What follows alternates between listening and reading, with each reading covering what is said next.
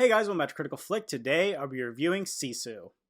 So Sisu is a new action war film and it takes place in 1944 in Finland while the Nazis are spreading across, destroying all of Finland, trying to escape out while the Russians are moving in, the Finnish are trying to push them out. And we follow a main character who is very mysterious. He's this man who discovers gold out in the Lapland region and he's been confronted by the Nazi soldiers. They want his gold. He doesn't want them to have it. This big battle ensues between this back and forth and the mystery of this character. I think one of the things that this movie really excels in is one of the things that makes John Wick really successful, particularly in the first few films, is the mystery and the lore of this character. We're following this man in this desolate, bleak atmosphere, and we're just getting little hints of who he is, whether it be flashes of his dog tags or his ring or something that lets us understand who he is and what he's going through. And I think the first part of the film, the first act, really drives home and builds the lore and mystery of this character. And I think the first act and the third act are both very strong.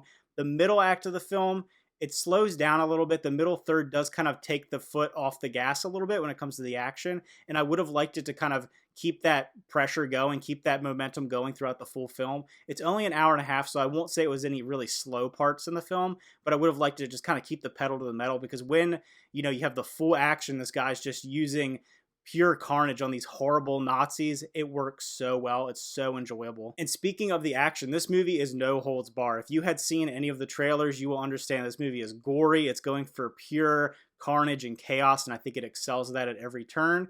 I will say this is a little bit of a mild spoiler, but it's not too much. Towards the third act of the film, there's a big kind of CGI action set piece that's happening. And I don't know if we needed that. I think it really hung its hat on some really minimalistic and practical effects in the beginning of the film, kind of some fight choreography and some real brutality and intensity. And then when it kind of gets into kind of this ridiculous, almost jump the shark moment towards the end, I think it took me out of it a little bit. The movie feels so grounded and so dark in the beginning of the movie. And by the end, it almost feels like our character is a superhero in ways. But again, it's kind of falling in that same lineage of a John Wick film where we have this unstoppable, immortal character that's just pushing through, powering through. And I like that he has actually very little dialogue. I think the main lead actor does a pretty solid job in acting in like pure physicality because there is a lot of intense and just kind of graphic things happening to him, whether it be his wounds or kind of fighting back against these evil forces. The fact that he doesn't really speak, we're able to put kind of our own thoughts into this person, our own kind of characteristics of who he is, what he's been through. And I think it makes it so much more interesting instead of being spoon-fed who he is, what he's been through.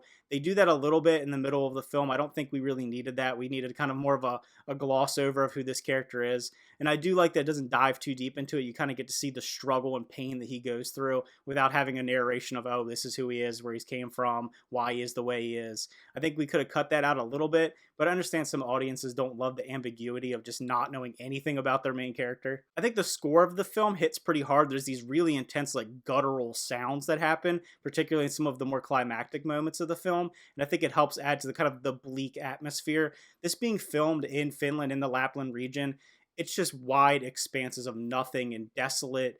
And you see him just as this small person on this huge scale, and it helps build the pressure. This movie does kind of hang its hat on tension. We're seeing this one man fighting against many people, and I think that kind of elevates the atmosphere. Another thing that I really did enjoy about the film is there are some female characters in this movie that towards the beginning I didn't know what they were going to be. I thought they were maybe kind of a plot device. I didn't know how it was going to move forward, but by the end of the film they really do feel like an integral and important part of the story with some really powerful moments towards the end of the film. The main lead woman in the movie did a really fantastic job. She has a really strong presence on screen. I'm glad it wasn't just damsels in distress and he's just saving them. I love that there was kind of a point to that whole storyline and it ended up paying off by the end of the film. So overall, if I were to rate Sisu, I would give it an 8 out of 10. One of the better films I've seen this year. I love seeing the inspirations of some of the big rise in these action franchises that have come out recently and really taking some strong, tight choreography, some intensity and putting it on screen, not being cheesy.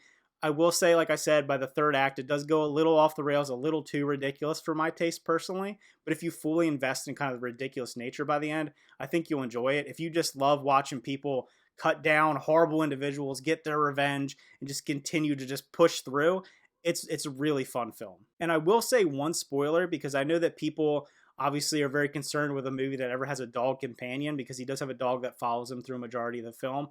Spoiler alert right now, the dog doesn't die. I love that. I love that about movies. I hate when movies use animals as just like an emotional crutch and you're just like, oh, this is terrible because this animal died. Not saying that's a bad thing like the first John Wick film because it helps, understand why he's killing all these people and how terrible they are. But in this film, I'm glad they decided to go a different route because I don't think it needs to be in every movie. I think it's kind of an easy way out to make people invested in the character. So if you checked out Sisu, let me know what you thought about it in the comments below. Did you like it as much as I did? Did you not like it? Let me know what you thought about it. As far as like the one thing that I think some people may not enjoy about it is, like I said, kind of how it gets totally ridiculous. Like maybe the historical nature of it isn't really fully there, but I do think it's just a really action-packed, intense movie. You get what you expect from the trailers. If you watch the trailer and you're excited for it, you're gonna be happy with what you watch. So again, thanks for watching. Remember to like and subscribe. See you guys next time.